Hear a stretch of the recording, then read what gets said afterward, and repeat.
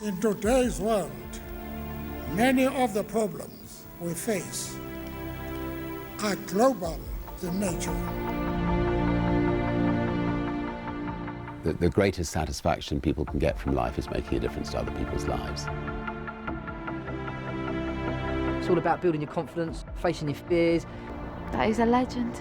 From strength to strength you're going. Proper legend to me. Don't know where I'd be without him. If everybody could think like that they would get so much more satisfaction out of life themselves, and they could transform other people's lives. When we look at the context of where we are in our world and our lives today, the best minds of our time are telling us, in no uncertain terms, we're in trouble here on planet Earth.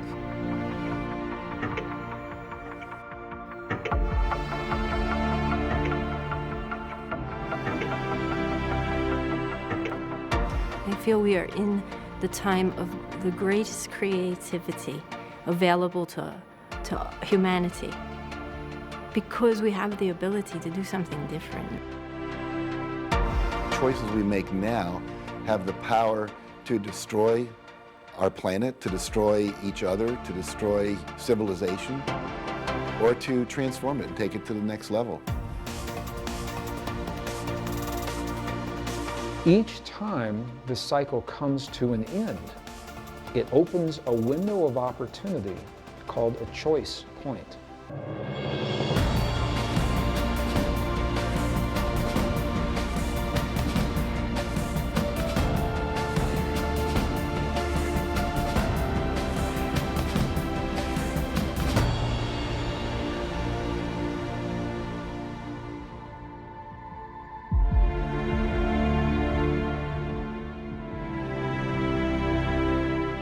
While we're in our global crises, the question that many of us are asking is, how come we've got all of these technological solutions, we've got the people and the passion, how on earth is it that these solutions end up being blocked by the love of power, whereas instead, wouldn't it perhaps be better if we could all get up, align our purposes and come from the power of love to see these solutions through?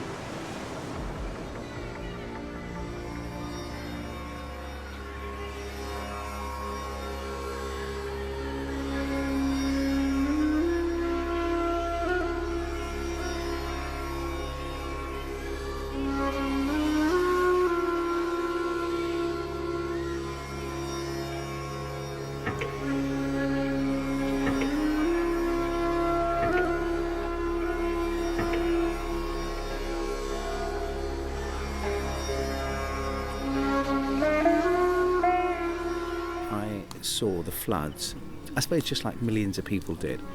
But for me, watching them on TV just wasn't enough. I felt I had to come myself and see what had happened and how the people were affected.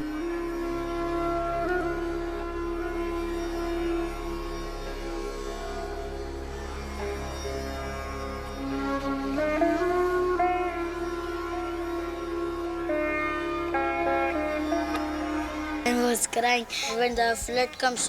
This our houses were doing like this. Pakistan's Prime Minister today described the floods devastating his country as the worst in its history. And how high was the mud? When the flood comes,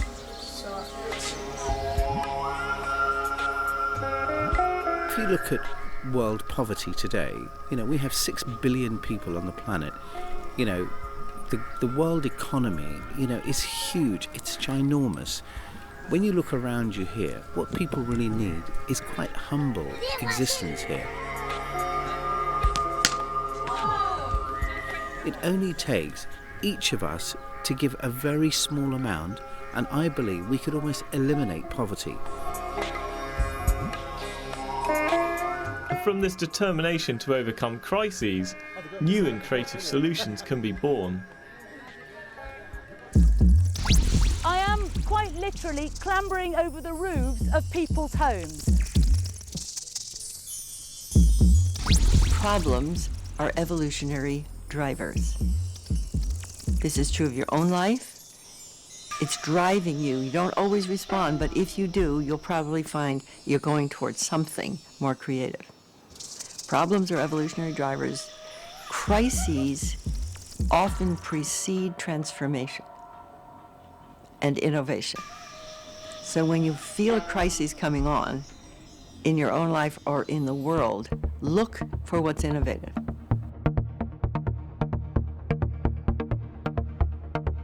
From my experience, crisis can often lead to wonderful new beginnings. While I was at university, I used to go rock climbing during a day, mountaineering in the holidays, and then I used to party most of the nights. And I just loved dancing. I used to dance at least 5 times a week. But unfortunately, there was this downside to this hedonistic lifestyle. And as the years went on, my life turned into a complete disaster. During that time, I started getting increasingly tired and ended up having an ice climbing accident where I fractured my spine. And from then, I ended up having 8 whole years in bed with chronic fatigue syndrome, staring up at a blank ceiling. But I even had to do my university exams from a wheelchair. At that time, I felt my life was completely over. I had almost no choices. I was feeling completely isolated and trapped. I didn't know what to do. But deep down, I wasn't willing to accept how my life was. I was sure there was another path. We all have our choice points in our lives that lead us somewhere else. The question that matters most, though, is what will you do at yours?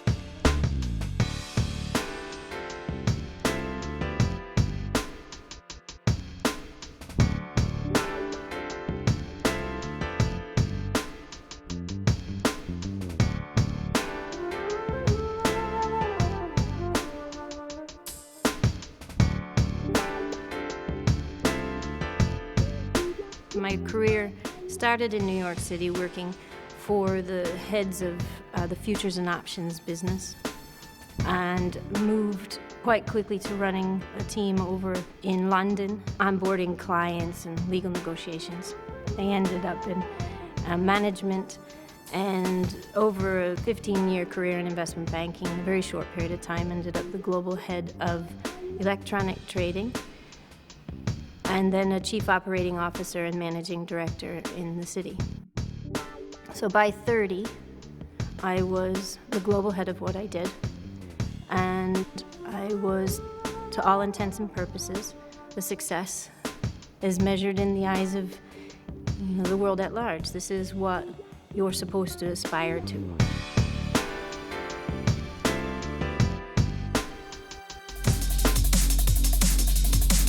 My life back then was really dishonest. I lived on a whim, I lived on a lie.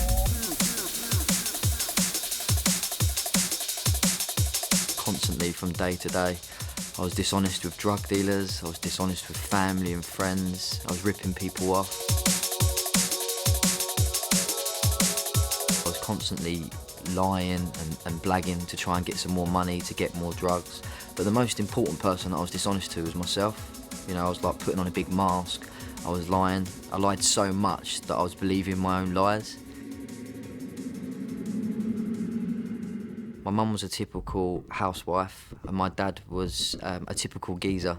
He was a football hooligan on the weekends, quite racist, with some very judgmental opinions about the world. And for me, I wanted to become that person so then he could love me more. So I was arrested for racism as a child. I was arrested for violence.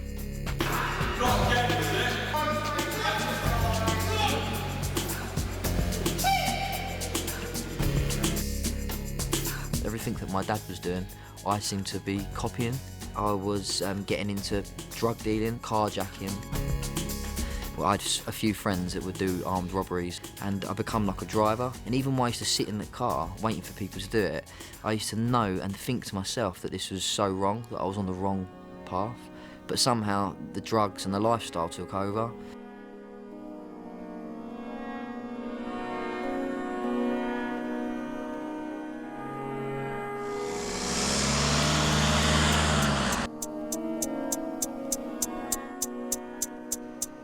I'm getting on flights, I'm making the money, I'm growing in the organization. suddenly, I come back home from a business trip, and life is flipped.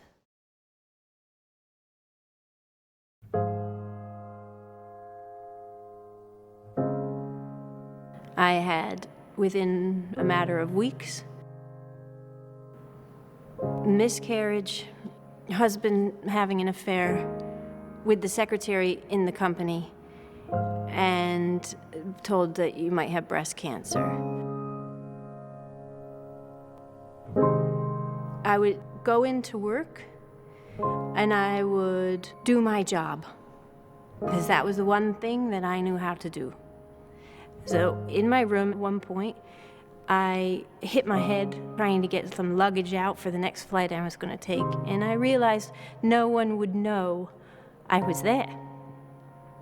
And I remember thinking, okay, I've had enough.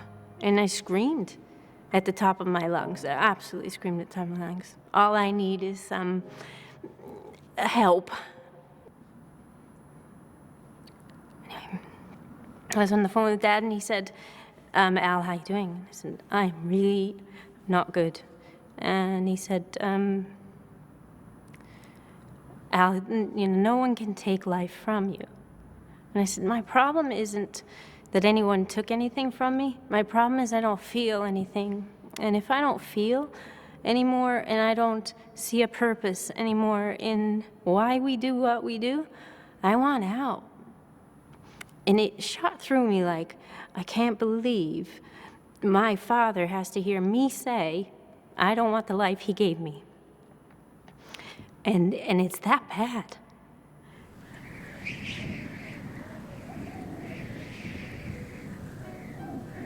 I tried to pretend that life was great, life was good, but behind closed doors, you know, I used to cry myself to sleep, contemplate suicide. I picked up tablets, but I never went through with it. Picked up the scissors to, you know, cut my wrist. A very dark place in my mind, in my world.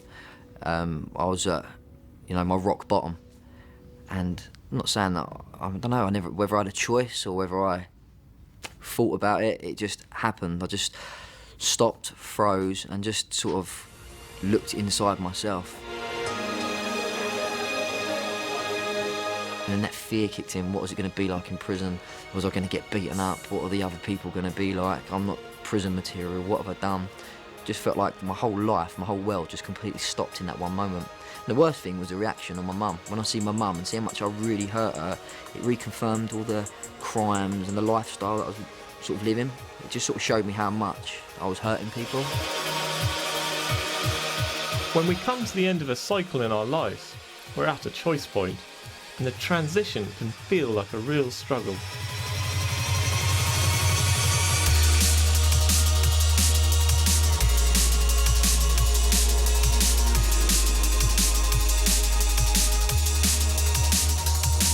I was homeless on a couple of occasions.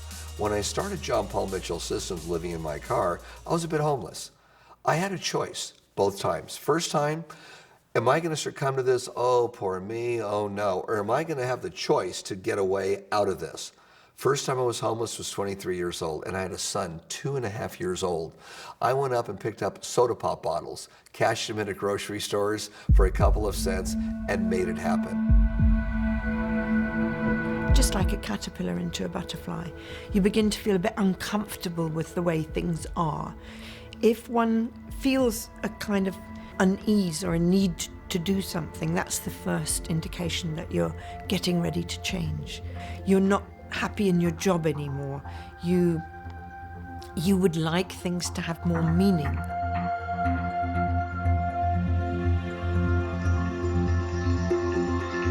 As you enter a choice point and you start experiencing a crisis, you quickly learn humility, because what you thought was going to work out doesn't work out, and therefore you realise that there's much larger forces at play than just yourself.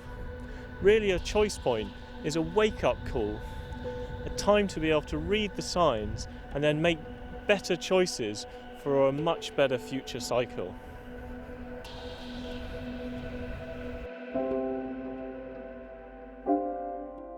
Book seemed to just fall out from the shelf. It's as though it just sort of fell out in front of me. And I just seemed to pick this book up and just sort of, for that one split second, and it sounds completely mad and very woo-woo, but for that one split second, it felt like I wasn't on that prison sentence. It felt like the world just stopped spinning. It just felt like everything just disappeared. And it sounds mad. And when I picked the book up, it just felt like I was so connected with it. It was called Moment by Moment, the practice of art and meditation.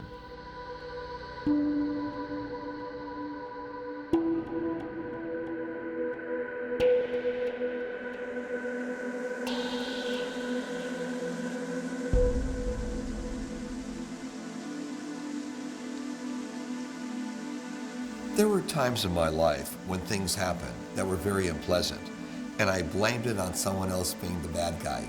Boy, did I get away from my purpose. I helped cause it. When I was down and out and making those choices, a lot of that choice had to do with how well you felt about your own ability inside, not the circumstances that you are in.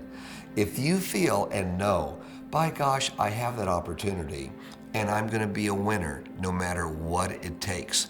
I'm gonna make it out of this no matter what it takes. You do it. The minute you start agreeing that everyone's against you, you start blaming where you're at on everything and everybody else. And then you go further in and further in and further in, and you carry hate around with you as time goes along. That choice was, I'm gonna get out of this no matter what it takes. Because I'm here, I'm here. That's how it happened. Either I was destined to be here and learn lessons, which did happen to me several times in my life, okay? Or this is my time to be able to say, I'm a human being, I'm alive, I'm not a clam in a clamshell or an oyster in an oyster shell. I'm gonna do something because I can. I don't care what it takes, I'm gonna overcome it. And that was a good choice.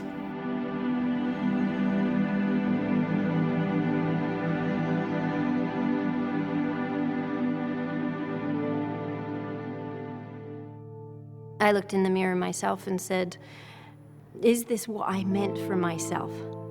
Do I recognize myself in this moment?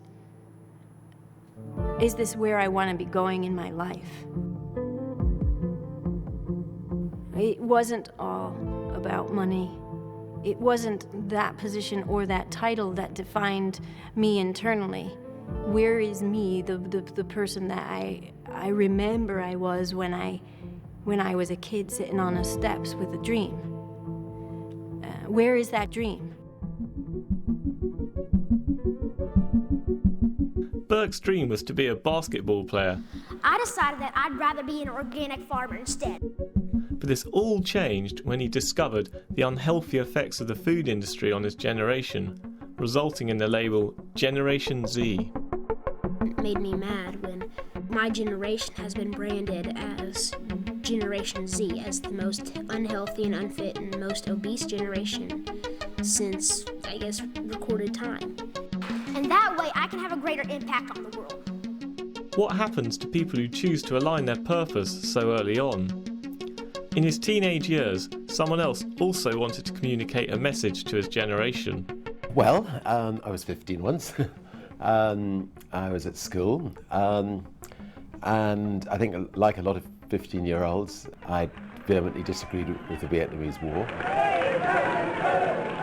And students didn't have a voice, and I thought maybe we could start a national magazine for young people, to give young people a voice and to campaign against issues we felt strongly about. And so I worked out of the school phone box, managed to sell enough advertising to cover the printing and the paper costs. And my headmaster gave me the choice of either staying at school and not doing the magazine, or leaving school and doing the magazine. And so I said goodbye and headed off to do the magazine. What though if we haven't yet found our purpose? What if we're still trying to make sense of it all, of what to do and where to go?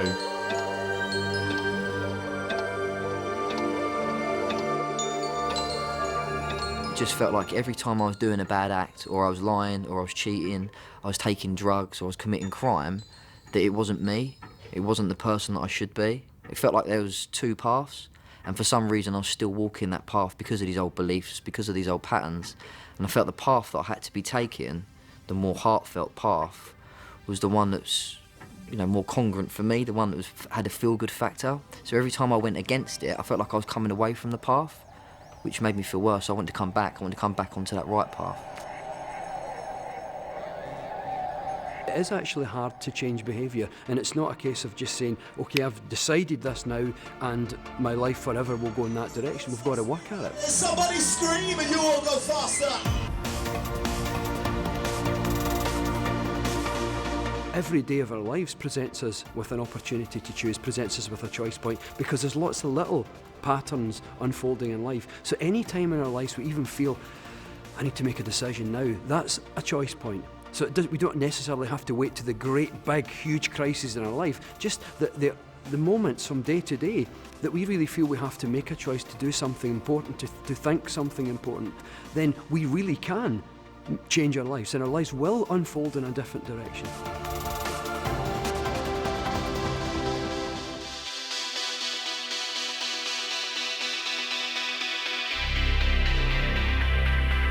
Crises push us outside our comfort zone. We think, oh, that was a terrible experience. But if we look at them carefully, there are these amazing things we learn.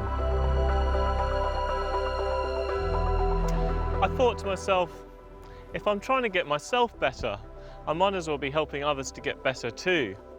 And wouldn't it be good if there was some sort of health system that could work out what was wrong with people from the comfort of their own homes and help them to get better too? I didn't realise it at the time, but that was my own choice point for starting to align my purpose. Yet, I was ill in bed, I didn't have a clue how to do it, and I had absolutely no money. However, an incredible set of coincidences started to happen, and I started to meet the right type of people who helped me on my journey. And we ended up with a health system, many practitioners who helped many more. And the business started to succeed, and I also got better too. What's been completely incredible to me is how on earth, against almost impossible odds, did I go from being ill in bed to actually creating a health business. And what I began to wonder is whether there were patterns in people's success, of whether they'd aligned themselves with something that was far greater than their own selfish desires to help them to be able to succeed in life. So I decided to embark upon a journey to find out, and met some incredible people to work out whether there was some sort of common philosophy that both helped them to succeed in their own lives, but also go on to make a difference too.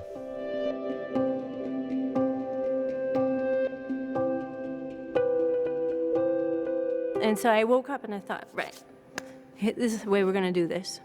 I'm going to allow myself to have madness with no limitation. And I'm going to allow myself to be logical and grounded with no limitation. As long as I've got this side of me intact, this side of me is playing. And I will show up and do my job, and I will open the doors to all the rest and have a look. And I will study it to check. I'll give it some time. So it was a survival technique. I called it having magic glasses. I decided in any moment to see it for what it looked like and then have another look. And when I thought I saw it again in another set of eyes, change it again. Continually change my perception on everything to give it another possibility over and over and over again. But how does this whole thing work?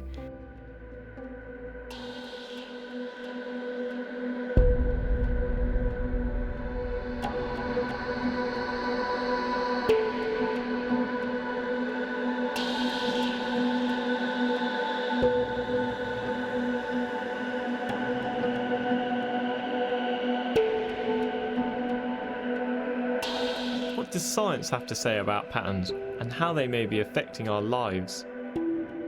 I think as a physicist, you know, we are really all simpletons. You know, we study very simple systems, but I think, you know, the mutual relationships, the fact that no object in this universe is an isolated object and completely independent, certainly has got to have some implications on that. The sense of interconnectedness is very ancient. It was understood by Taoists in China millennia ago. It has also been understood in Africa for centuries and centuries, the concept of Ubuntu that Desmond Tutu talks about. And that means I am because you are. We are interconnected. What I do and even what I think affects another person or possibly the whole human population in some way. So it's not as though we're separate. We are all interconnected. When people act in unison, they act almost like a flock of starlings. When a great flock of birds wheels and moves, how do they know to move as one?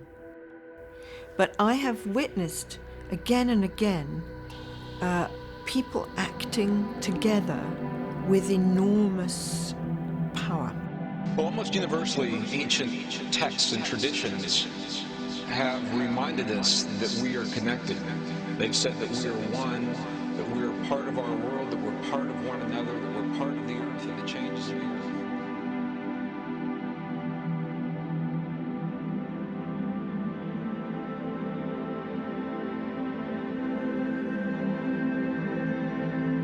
In physics, we really tend to think of us physicists as the observers of nature. But actually, if you look at it a little bit more deeply, and if you ask yourself, what is it that discriminates me and makes me into an observer, then you will not really find anything behind it, because after all, I'm just a bunch of atoms. And if you view it like that, then really the key element is not the observer or the observed, but the interaction between the two. And the observer and the observed could easily switch roles. So you could equally well say there is nature out there making an observation on me, and that would be as correct as saying I'm the one making observations on nature. Perhaps, rather than the simplistic view that your world is just created by you, as in the law of attraction thinking, perhaps there are patterns in the universe that are creating us too. And to understand how these patterns may be affecting us, let's take a look at what these patterns might be. Our reality, as chaotic as it looks to us from time to time, is actually built of relatively few simple patterns that simply repeat themselves again and again and again and combine in different ways to give us the reality as we know it today.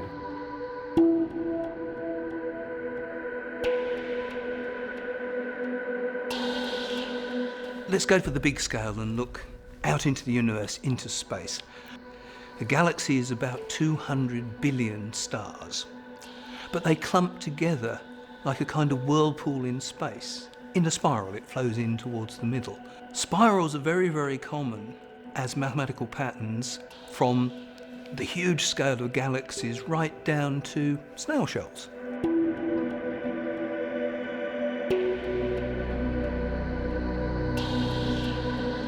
Go out in your back garden, look at a snail. The shell is spiral. If you look at a whirlpool, a little one maybe in a river, that's water moving round and round in a spiral. It flows in towards the middle. The wonderful thing is that when you look at these patterns, they're not just once-offs. They keep coming up. The same pattern comes up all over the place.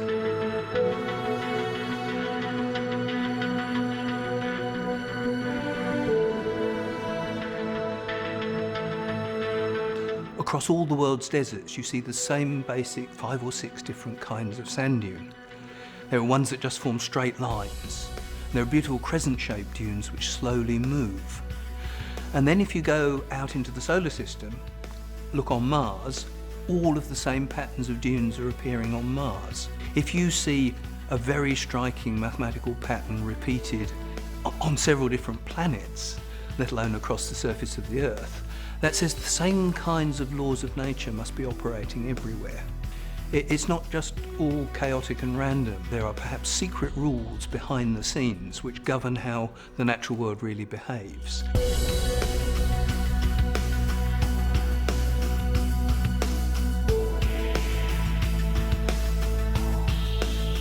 Recognising that a plant is a fractal doesn't of itself say very much, it's just giving a name to the shape.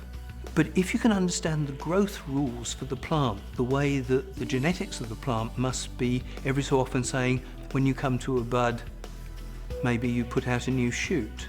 And then the rules for the new shoot are the same as the rules for the original shoot.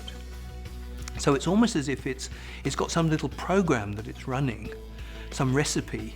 And every so often the recipe says, when you got to this point, go back to the beginning, start again, but do it from here. Fractals exist everywhere in nature and the reality around us. Do these patterns perhaps connect and affect our everyday lives too? And what power does that give us to improve our destinies for the better? It's very easy for us to think that we are separate from nature. You know, we drive our cars to work, we live in houses, we walk about and get on with our lives, and it seems like the world is happening outside of us, but that's not exactly the case. We're actually part of nature, and nature has these cycles which influence our behaviour. The cycle of the earth going round the sun gives us the seasons, but that changes the availability of the food that we eat, and that then changes the chemistry of our body. So what we're seeing in our lives is the way in which our biology is working is actually a consequence of cycles in nature. There's patterns and seasons in nature. There's patterns of the lunar cycles that affect people. I mean, I've had nights where my whole family couldn't sleep because it was a full moon, you know. Why is that? There's a pattern there. And as we understand these patterns and cooperate with these patterns, then it's like you get to dance through life rather than be dragged through life.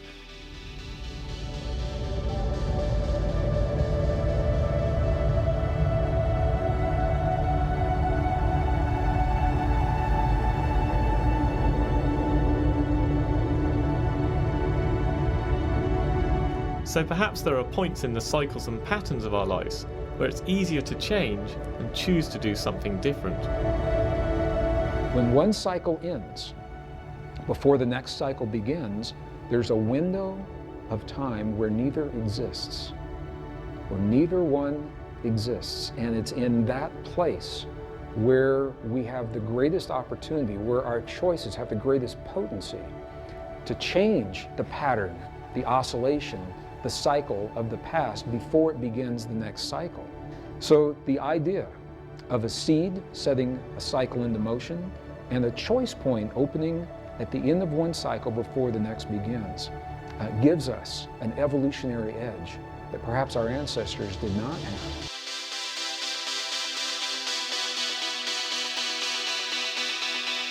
So in life terms, what that would mean is if you're travelling down a path and you get to a fork in the path. So the choice point is you could choose to continue along the same path that you've been on in the past, or you can choose a different path which would choose a different way of acting, a different way of behaviour, a different way of thinking.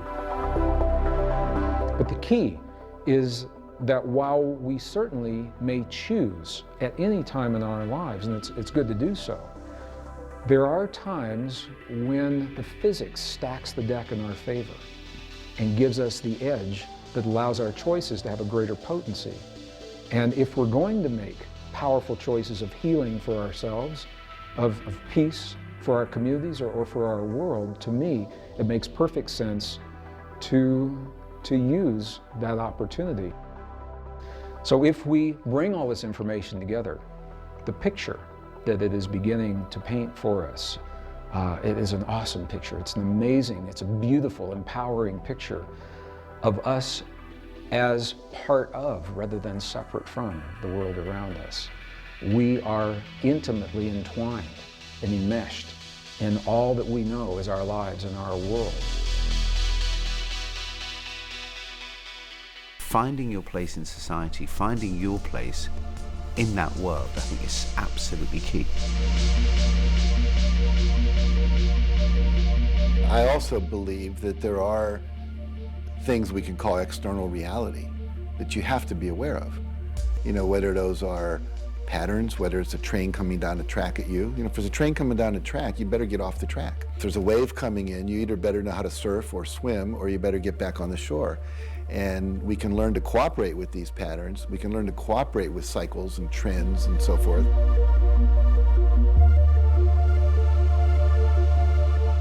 The journey of success is about constantly learning, it's constantly evolving. You have to listen and listen to the people around you, because sometimes you'll get clear messages saying this just isn't going to work, and you just want to carry on because you've read a book somewhere that says never give up. But I don't think it's smart to carry on something that isn't going to work, and you carry on until you've lost everything.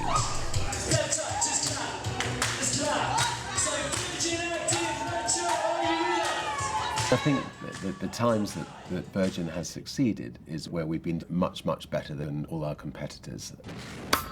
And we've created something, of quality, something which we can be really proud of. I mean, I'm here today in Dallas, taking on American Airlines with Virgin America, a domestic airline, tiny compared to American Airlines.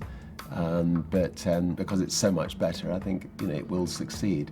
Whereas when we took on Coca-Cola, who are also based here, Virgin Cola, it tasted as good, but it wasn't something that dramatically set it apart from Coca-Cola, and therefore, by and large, it failed. How then do you work out where patterns are going so you're then able to make better choices to support your journey? Life's all about not necessarily being an expert on the answer, but it's about being an expert on the question. And I think you can go through life and almost be fearless, but have the ability to ask the right questions.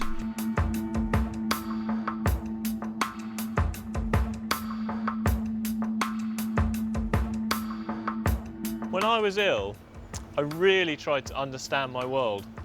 How on earth could I go from being ill to becoming incredibly healthy?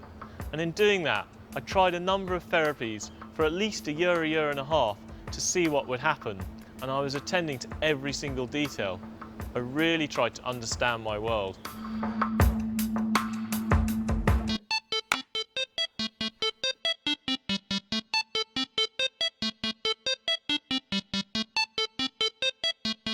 Just because it has 2 tablespoons of tomato paste would be considered as a serving of vegetables.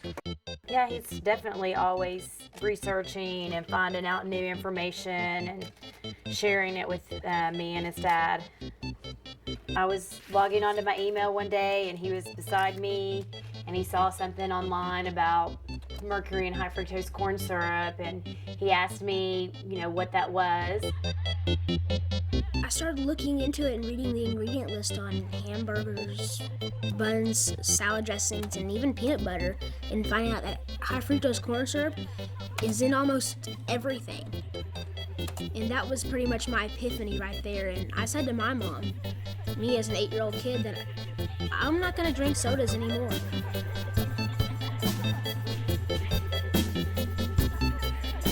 And since then, I've gone deeper and deeper down the rabbit hole and finding out about GMOs and pesticides and herbicides and chemical fertilizers in the industrialized food system. Another way of understanding your world is to simply listen. Sir Richard Branson helped set up a group of wise world leaders called the Elders. And their wisdom shows us a key lesson in how to understand your world. The main attributes of a good elder is to be able to listen to other people and not to always be pushing your own ideas. And you learn a hell of a lot more by listening than by speaking. So so I think as I've got older, I've become perhaps a better listener than when I was younger. It's more important for people to look at the world around them and not just be within into their own little teeny world here. Sit on your porch or sit on a bus stop. Open up and look at everything around you.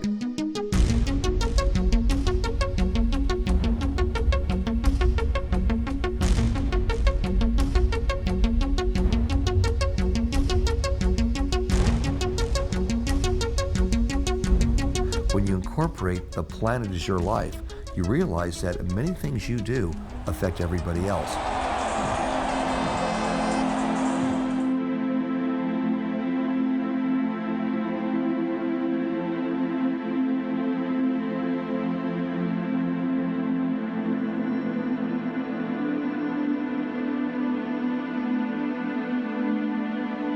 In combination with listening to others' information, another method of gaining understanding is to listen to your own intuition. I think intuition is important, and perhaps intuition comes from experience and experience of falling flat on the face and experience of sometimes succeeding. And if I'm deciding to do something, I don't get the accountants in advance. I just, I do it based on my intuition. If I'm going to say trying to take over a chunk of Britain's rail network, before we took it over, it was run by British Rail. It was dreadful. The trains were clapped out trains. My gut feeling was, if we could bring in brand new trains, if they could be a lot quicker, if we could, make sure that people's mobile phones didn't get cut off all the time, that we could, give them good access to the internet, if we could, get the staff motivated, that we could make a success of it. So, a lot of it is, based on almost common sense and intuition. We are still learning. We are deep into the learning curve. And the irony is that we must learn to survive what we've created for ourselves while we're still learning. So for me, it makes tremendous sense to apply what we do know while we're studying the principles to understand them even deeper.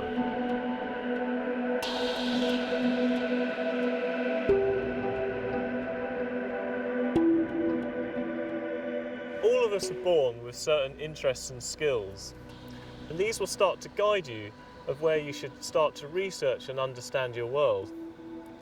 And as you do that, and you start to learn about where the patterns in the world are going, and you align the two, that is when you found your purpose.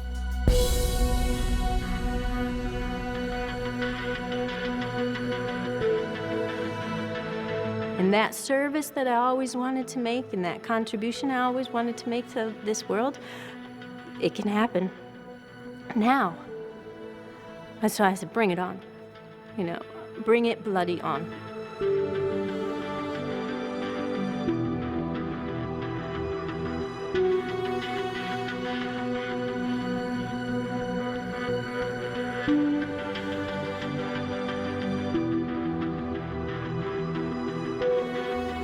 I think it really is important to search inside for what satisfies us at a very deep level.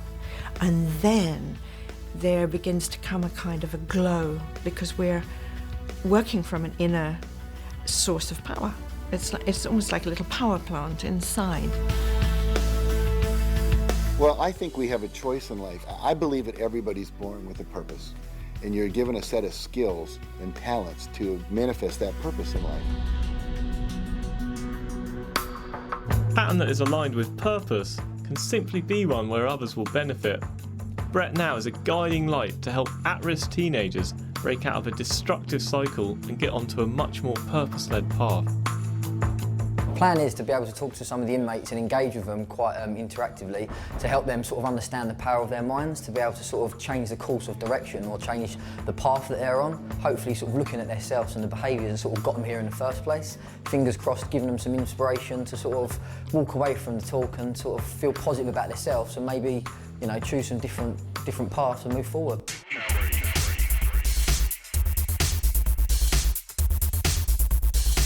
I just sort of looked at myself and looked at my thoughts. My thoughts were quite mental. I started realising how mental they really were. And then it says, focus on your breathing. It's something so simple and so, it sounds quite pathetic, but when I just sort of stopped and laid on that cell, I thought, okay, let's start breathing. Started breathing in and out slowly from my nose and started becoming mindful. I started realising that I had all these negative thoughts going around in my head. And as a kid, I didn't get that. I never had that connection. I weren't sort of told how good I was at anything. I weren't told how, how great you are, how much of a miracle it is to be you, Brett, and how powerful you can become if you want to become it. Maybe you do think, oh yeah, that's the way I got to be. Yeah. But I'm not. It's all my fault. I've always said it is. But I get that point. Yeah. Obviously, that's a helped you down that way. I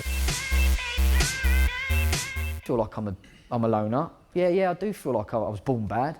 Yeah, I do feel like I haven't got a chance in the world. yeah, I ain't no good at nothing. I'm good at robbing, I'm good at selling, well, I wasn't good at selling drugs, I was good at taking drugs. I was good at that lifestyle, I was good at being a prisoner, I was good at sort of like talking the talk, I had all the walk. I was good at doing all that, but deep down I didn't feel good about myself. Now I was always facing that way, there's the drugs, or I was facing that way, there's the women. I never faced forward, I never had my eyes were in blinkers. And I was always negative when I was thinking that, and I was negative when thinking that, not being good enough, always gonna go to jail. And do you know what, I was creating it. And as mental as this may sound, it sounds like a film. As mental as this may sound, you can create anything that you want. You can create anything that you truly, truly desire. But I'm saying, once you start to use the mind and the power of yourself for the positive reasons, you'll completely change the course or the direction of where you're going. Mate, if you can do that, you can do anything.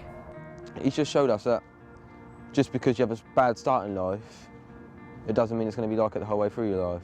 Whereas I thought, once in trouble with the police, always in trouble with the police, and he's just proved me wrong.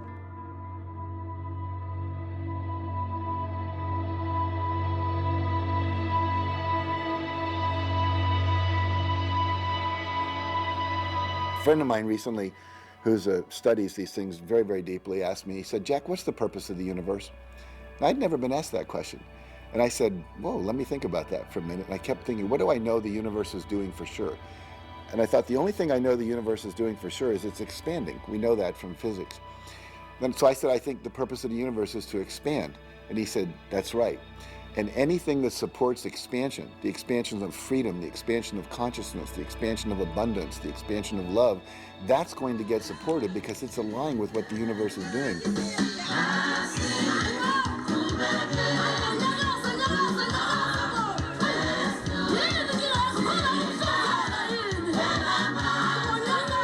Here in Ulasaba, we have a beautiful game reserve, one of the most beautiful in Africa. And I think it's very important that if you have a workplace anywhere in the world, that you do everything you can to look after the community around it. The first major thing we did was to set up a clinic in the area. And this weekend, we actually brought a wonderful team in to help people with hearing aids, suddenly being able to hear in both ears. It was just one of the most emotional moments of my life. I think you get the greatest satisfaction in life from giving. It was like giving life back again. It was just incredible. We wanted to scream with happiness, and in fact, on the way back in the vehicle, we literally did all have a massive scream for happiness. It's a great feeling.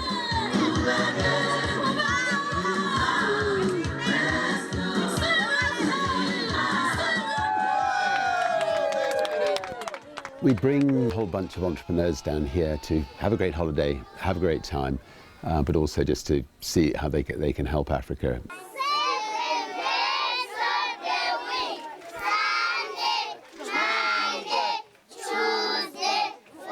It's just fantastic. I mean, just seeing all these kids bouncing in there, they're so excited about having a school to go to. And obviously the happiness in the teachers' faces and the parents' faces.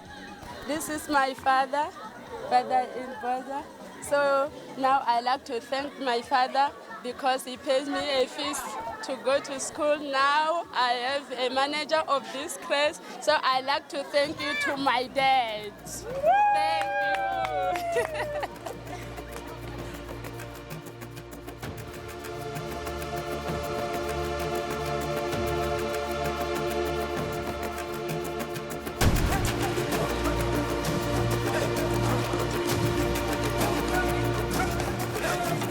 So when you paddle into a current, you're actually swept up by the current. So in Align Your Purpose, we're understanding that as we align ourselves with a current, then we get swept along by that current, so we become part of that world. And as the world evolves, then we evolve with that particular world.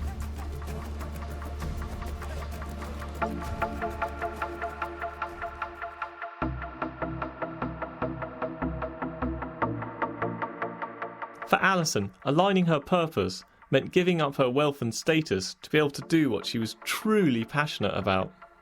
I exited the industry ahead of the market collapse.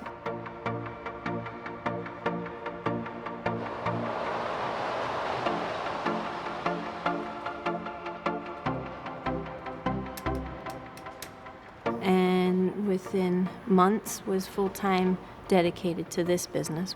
So I started a retreat center in London, dedicated to helping people move through this journey. To many people, it would look like I was failing, like I was throwing away a job, because I did. I left the city. I left the money on the table, the millions offered. As an investment banker, that's what you're leaving on the table. When I said no, I'm folding towels on the floor in my center, believing in me.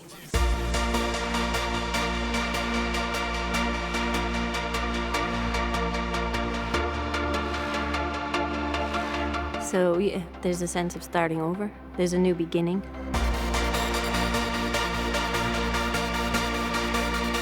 For me, Inside Out Retreats is my childhood dream come to life. Everything that Inside Out Retreats is offering is everything that I needed to come back to myself. So it is my light after the dark.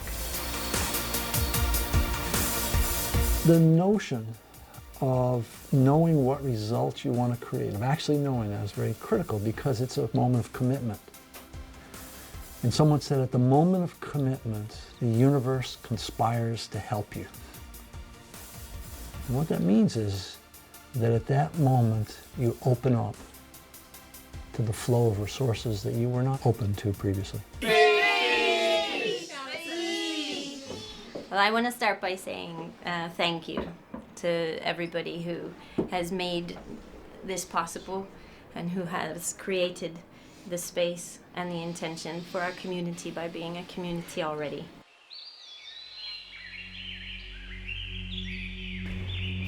We need to get the shovel so you can see the difference between the mucky clay that's wet where the land was. I feel that I would really enjoy to have my generation to be Generation A.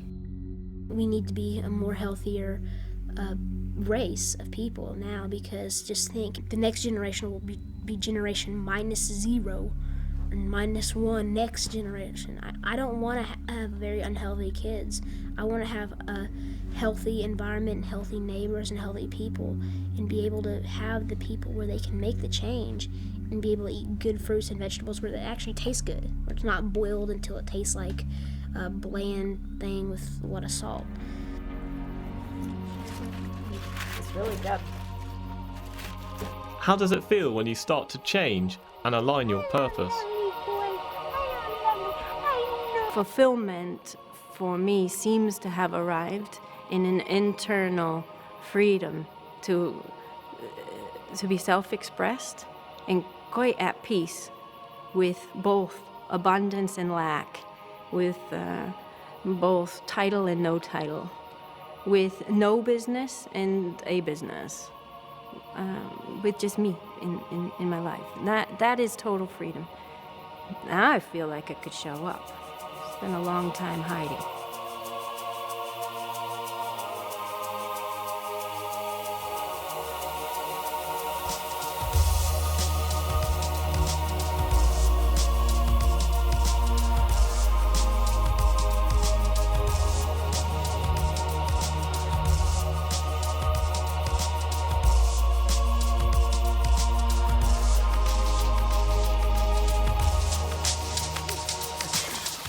It just felt brilliant. It felt that was the different path that I was choosing. You know, it felt like that's where I should be. Hello. I found like the light. I know it sounds a bit OTT, but I felt like I found something inside me, which was my gift. And it just felt so normal to be able to connect with people. Pretty straightforward if you get a bit scared.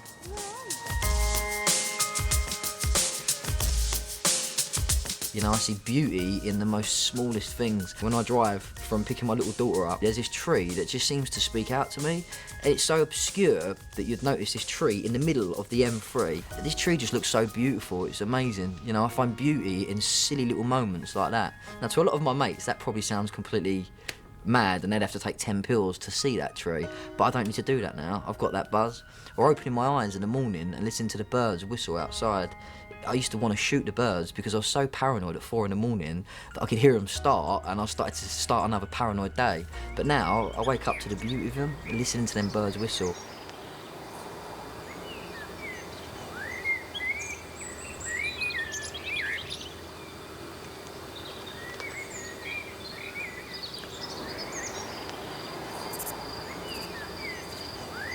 I do truly believe that changing the life of one person is like changing the life of a nation. You know, everything has to have a beginning.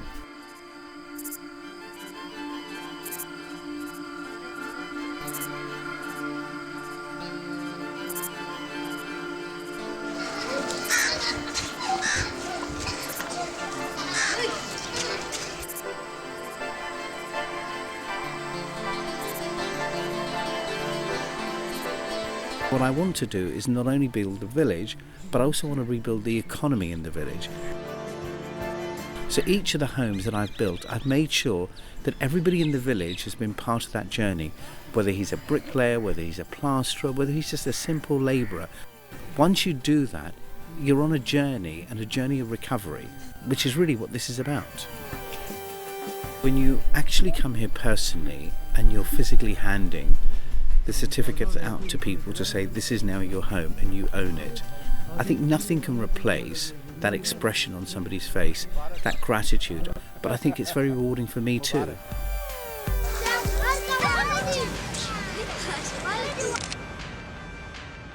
If people during their choice point took a step back, examined more closely what their purposes could be, and then realign those with where patterns are going, we would much more easily be able to turn all of the problems in society into solutions. The little old man has shown himself willing to make a supreme sacrifice. Gandhi had a very strong purpose, and he was able to get everybody to join with him.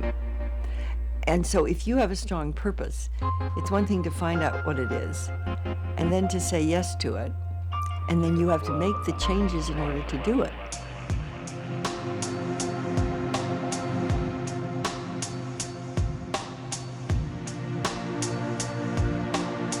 One of the fundamental principles that comes to light again and again and again is that when we choose to change something in our lives, the healing or the health of our bodies, or the physical reality around us, that it's not enough to simply think about the change or wish or hope for the change, that we must become in our lives the very things that we choose to experience in our world. We must become the healing. We must become the cooperation. We must become the peace, and to the best of our abilities, live that principle every moment of every day in our lives before we can actually experience it in our world. I think what often happens is we always think about the world's going to get better if only those people out there would change. And the fact is, the change that has to start within ourselves. You know, there will continue to be conflict in the outer world as long as there's conflict inside the individual. What is it about myself that I'm seeing in the world around me that I'd like to change? Something that maybe I don't like in the world, or I don't like in my family or in my workplace or something like that. How does that relate to something that I am or that I claim in my personal life? And I think this is where the great leaps in personal growth occur, is the honesty. I change the world I see by first changing it in me. It's about creating change in the world around you by change in your heart, change in your belief systems, change in your perceptions of the world around you. And that is about being the change that you want to see in the world. I think everybody can make a difference in the world. I mean, you know, some obviously only in quite a small way. you know, some in a big way. You don't have to be a politician, you don't have to be a wealthy person, you don't have to be empowered. You can be any living thing on this world, and if you just walk down the street and smiled at someone coming your way, you're already exchanging happiness and giving out the love. If you see someone that needs a helping hand, you don't need money to do it. Just put yourself there and give them a helping hand. Everybody can make a positive difference.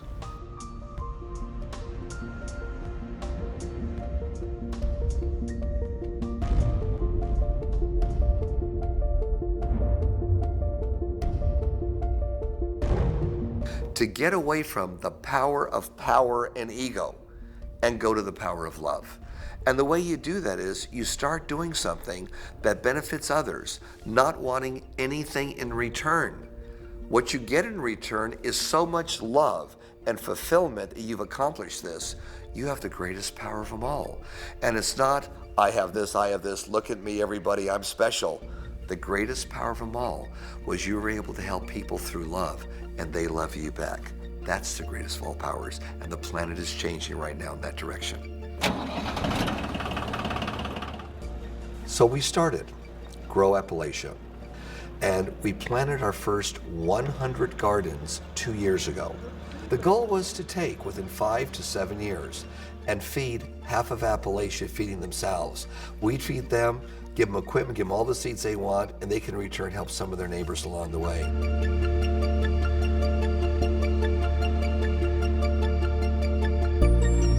A young man who used to work at the settlement school came to us and he said, would you like to participate in a gardening grant? What will happen is that you'll get money for seeds and for tools, and then workers will come to your garden 4 to 5 times a year through their growing season.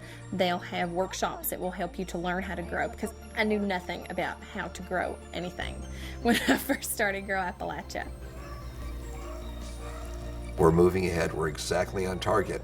We're not giving away charity, we're helping people help themselves. That first year of Grow Appalachia, we probably had more food than we knew what to do with. We planted corn, potatoes, tomatoes, cantaloupe, which that didn't do well. The turtle ate the cantaloupe. I was very mad at the turtle. And we were able to make those last all winter and well into the summer. In Central Appalachia, there's a really strong culture of giving. So most families are giving away all the produce they grow except what they're eating and what they're preserving for themselves. People also feel that if they've been helped by Grow Appalachia, they should be giving back. If John Paul is going to give us his money, we should be giving everybody else our food. I talked to Mom and Dad, and I actually wrote a letter to John Paul DeJorio to thank him for giving the money for Grow Appalachia, because it was wonderful. Sorry. It was wonderful for our family. And to be able to see how that little tiny area of land could produce so much food, for me, it was, and truly still is, overwhelming. And I know that a person shouldn't get this emotional about a garden, but it really has been a wonderful experience.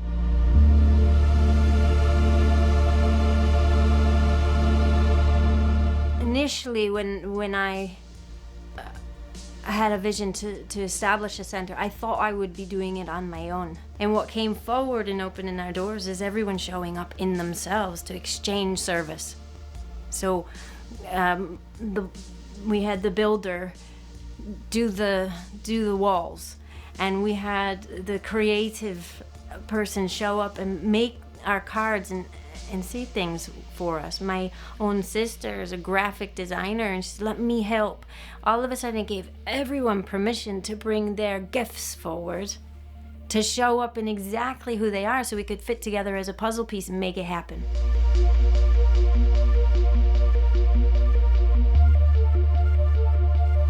A major key to getting your life on the right track is to align your purpose with patterns that are much larger than yourself. But there's often one thing that gets in the way, and that's fear.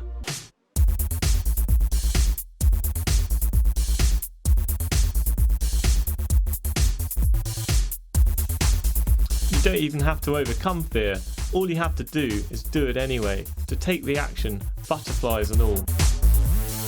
People just need to talk out what they can say, because I had a difference just by having a 5-minute talk on the internet. So just don't mind the fear, go through it, and you'll have a great time. It seems to me like corporations are always trying to get kids like me to get their parents to buy stuff that really isn't good for us or the planet. I've spoken at different TEDx events, conferences, in food and farming classes, and it's just been such an amazing experience and an amazing opportunity for me to go out there and be able to make a difference in the world.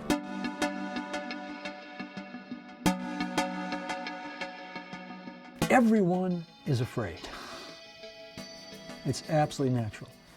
And the people who are most posturing as being the toughest folks are afraid. Someone says, I don't believe in that touchy-feely crap. You know? And what are they saying?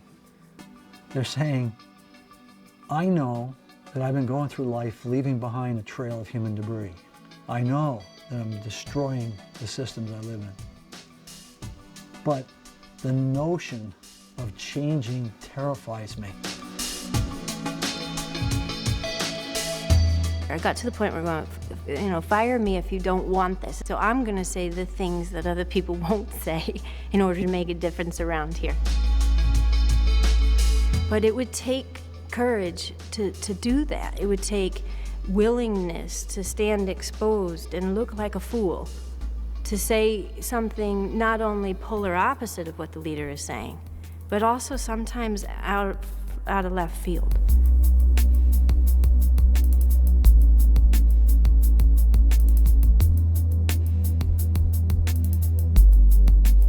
Einstein said that we can't solve a problem using the same consciousness that created it. We have to somehow shift the perspective that we're coming from. I think one of the most positive things we could do is identify the choice points in each field, identify the innovations that are working and celebrate them, connect them, and continually communicate what's working. And invite everybody, not just the great innovators, to add their particular creative contribution. And I'd like to see an internet site comparable to a nervous system for humanity. We could call it a synergy engine. And a synergy engine would help people anywhere put in what they want to create, find their partners, add their gift into the fields where these great innovations are already working. Choice Point Movement uses a social network built so that those of us who want to both change ourselves and the world are able to share our ideas, find and then collaborate with each other.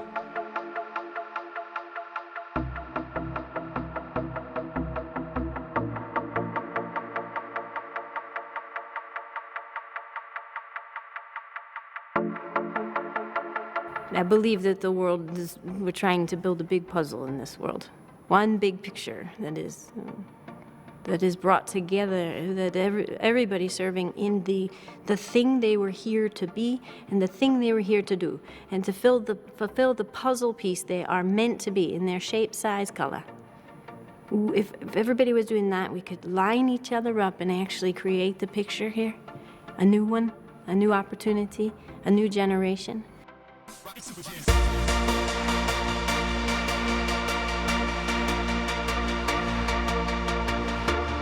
My role or my purpose in life is to help people come to the individuality of themselves so they can serve and connect on that and create this picture of a different world.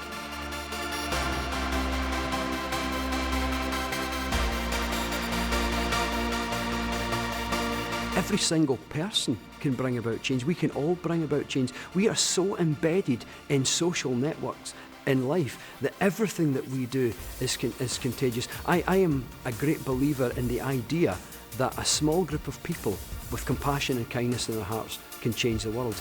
And evidence from social network research is beginning to lend great support to that idea, because our emotions are contagious, our behaviours are contagious. Every single thing that we do is always having a ripple effect, it's always impacting on the people around us.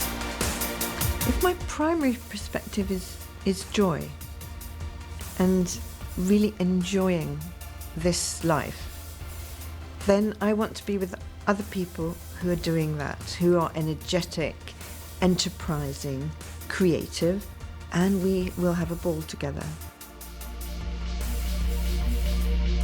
The population of the world is facing a global choice point in a time where our individual choices made today have a far greater impact on the world at large than in any other previous period.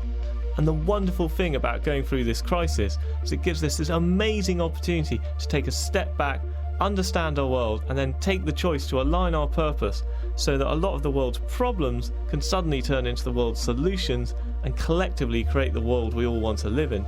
Together, through our individual contributions, we are the change.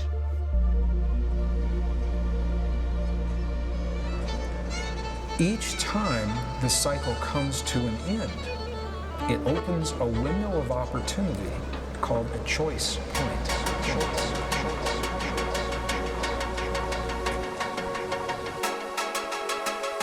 And we will want to share wisdom by helping to connect voices all over the world.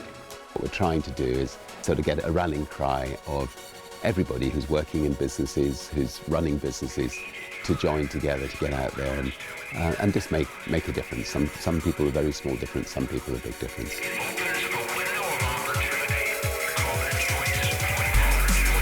We are just so very gifted. Would you do it again?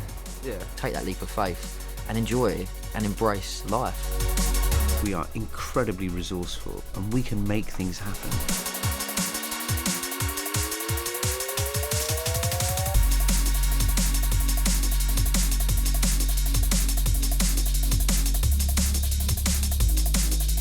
Really, the solution is everybody finding that deeper life purpose and going for it. And then sending off ripples. And knowing that that purpose, when you're fully aligned with it, is aligned with the purpose of the universe at that moment in time, you're going to have an extraordinary life. I'm changing more than my life, I'm changing the world.